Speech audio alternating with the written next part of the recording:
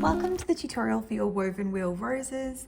Now in this tutorial I'm going to be showing you how to make these pretty light lilac roses here, as well as how to change up your rose to add a little center area. To begin with, we're going to be stitching the spokes of our rose.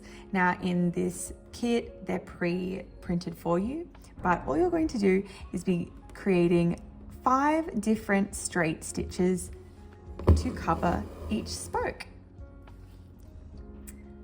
Now you can actually do this with 7 spokes or even 3. However, it does have to be an odd number of spokes to make the woven wheel rose shape work. So simply use easy straight stitches, cover each side. This part doesn't actually have to be perfect. It won't be very visible from the front. You just want to make sure you use the same color of thread that you're going to be completing your rose with. You also don't have to use any specific amount of strands in your floss. So for example, if you use 6 strands, that's fine. In this case, I already had 3 strands threaded up from a previous stitch, so that is also fine.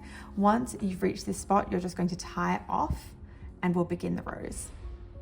Now to create the rose petals around your flower, we're actually going to be using 12 strands of our floss. This means we're going to take one of our regular 6-stranded pieces of floss and we're going to thread our needle and double over the ends, tying the 2 ends together.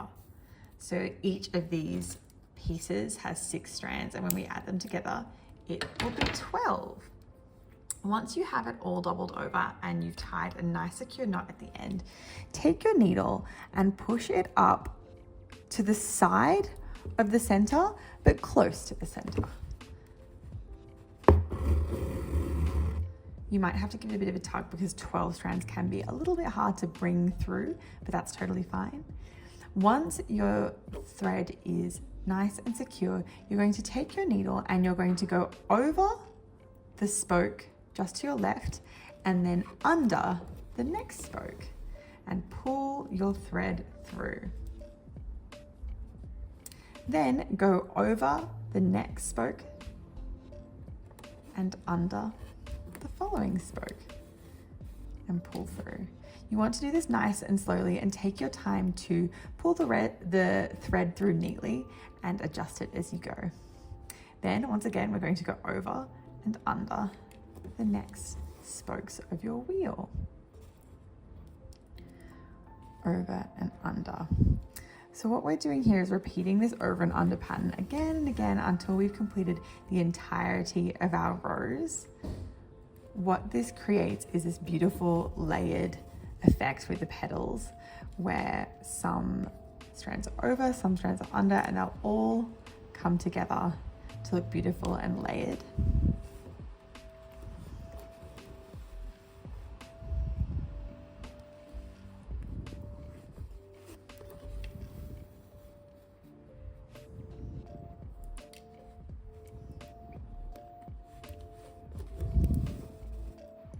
Now we're simply going to repeat this until we are happy with the size of our rose, and it's as simple as that.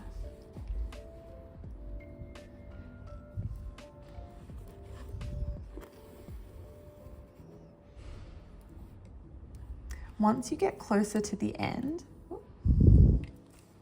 you just want to make sure you're covering as much of the remaining spokes as possible.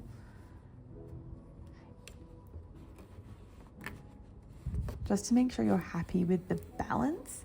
You can choose to make them as big as you want. But I find once most of the spokes are covered, I think I'm ready to end it now. So once you're ready to end your piece, what you're going to do is complete your final little petal and slide your needle back down under your work, just where you would like the petal to end. So push it underneath and pull it tightly. Before you tie off, make sure you've adjusted any of the petals and you're happy with them, and then all you're going to do is pop a knot at the back and you are done.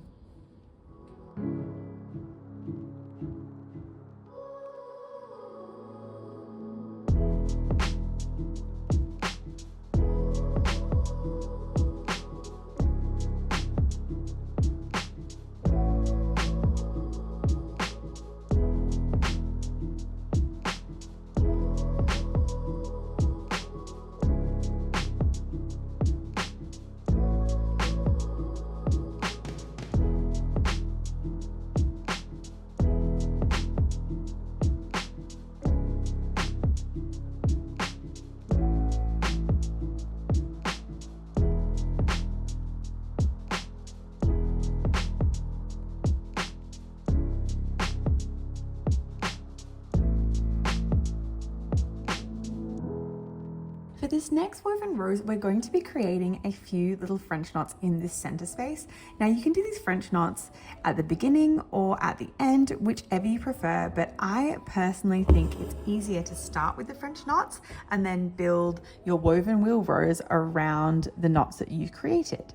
So I'm going to begin by making one right in the center and then filling in as many stitches as I can fit around this first center French knot. So I'm going to be popping those ones through here. I'm not worried about making the space filled absolutely perfectly, just stitching what I can. Now for this example, I am using 3 strands on my knot, on my needle. So half of your regular amount of floss. And I think three strands is probably one of the most standard amounts that you'll use in embroidery. It's usually most common because it's a nice balance between chunky enough that you can actually create something quite textured and visible, but also thin enough that it's easy to work with. Now, if you want a detailed instruction on how to create your French knots, you can watch our other video or any video on YouTube as well. There's lots of ones out there, but I highly recommend ours because we have some great tips and tricks for making your French knots perfect and demystifying them, because I think they get a bad rap for being a lot more difficult than they actually are, as long as you know the techniques. Now I'm almost filled this space, and then we're going to work on the woven wheel rose. I might just put one there. There we go. Once I've filled in my little French knots, I'm going to tie off and get started with the rest of the rose. Now for this next section, we're going to be following a really similar method to our previous woven wheel roses. We're going to start by stitching the spokes of our wheel. Now you can use any amounts of strands of floss for this section. In this example, I am using 3 because I already had 3 strands on my needle from previous stitches. But you can use whatever you have handy as long as it is the same color as the rose that you are going to be stitching. You can do a contrast color if you like, if you actually want it to show. That can be really beautiful too, but make sure you do it on purpose in that case.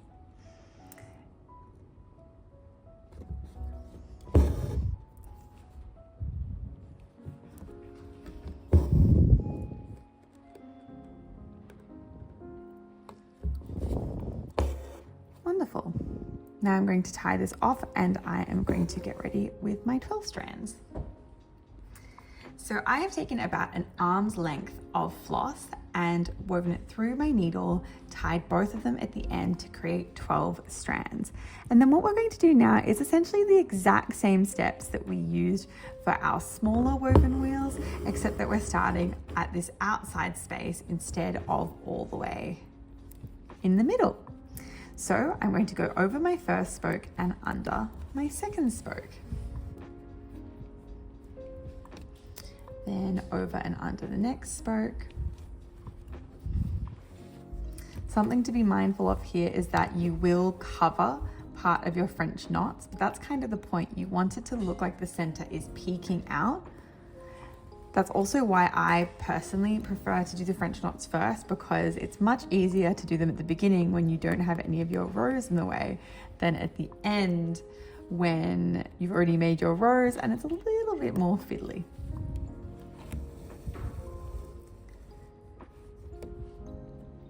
Now, the process is just as simple as before. Over, under, again and again and again until you finish your rows. Could be any easier. I love this technique because it's so beautiful and textured. It looks really, really impressive, and it absolutely is impressive. But I think once you give it a go yourself, you realize how simple it is to create, and that's my favorite kind of stitches, ones that have loads of impact, but they're not stressful to make. They're enjoyable and fun and feel really, really satisfying. And that is definitely what this woven wheel rose feels like. Only thing to be mindful as you pull around is just to make sure you don't poke your other roses and dislodge any of those petals. So take this nice and slow.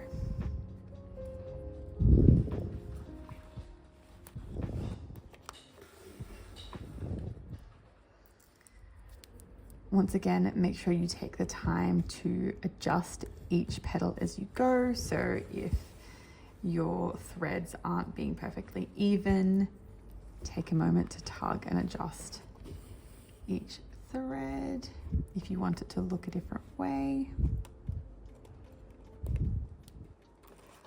It's a lot easier to fix it now while you're stitching than afterwards. Although nothing is ever totally permanent, so don't be too worried about making it absolutely perfect. There we go. I'm almost happy. Oh no. So what you can see here, a little bit of troubleshooting, is that I have slid my needle through one of the strands in a previous petal. And I think the best step to do here is to simply neaten this petal again, pull my strand through. I'm using a different needle that I had handy. And I'm going to do one more layer to cover that little pull. There's always a solution for any mistakes you make. You know, that is a good reminder that I need to go slow and steady and not get too confident. Okay, one more round to even out that little pull.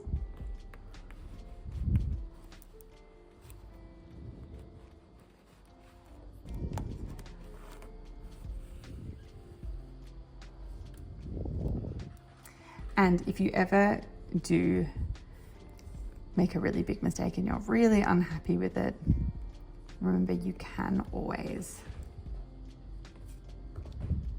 simply pull your thread off and try again. Okay, this is going to be my last stitch, so I'm pushing my needle back down the same way that we ended our previous ones, pulling it to the length I want, and there we go. I'm going to tie off at the back and our beautiful roses are all done.